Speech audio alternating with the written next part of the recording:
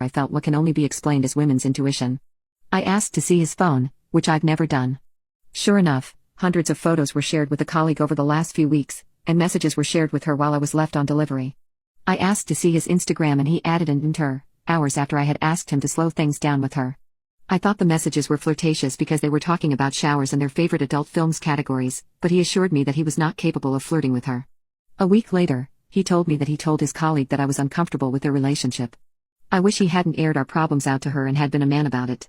Then he asked me if he could start texting her out of work hours again because he feels bad that he made things awkward. Throughout this, he still neglected our underlying relationship problems and instead prioritized her and her needs. When I call him out, it's my fault for assuming such a lovable guy could be capable of such calculated betrayal. This is part of his character because he's close friends with two of his exes. I've told him how his relationship with them made me uncomfortable too, but I've been able to get over them.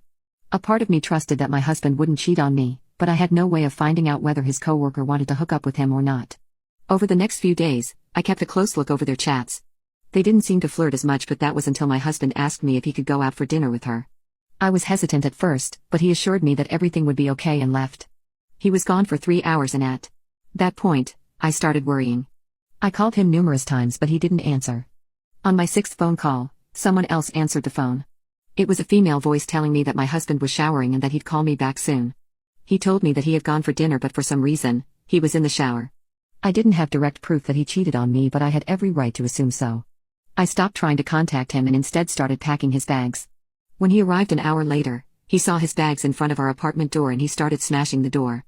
I refused to open it and asked him to leave and come back in a few days. Edit, it's been a week since he left and I'm sure he's not returning.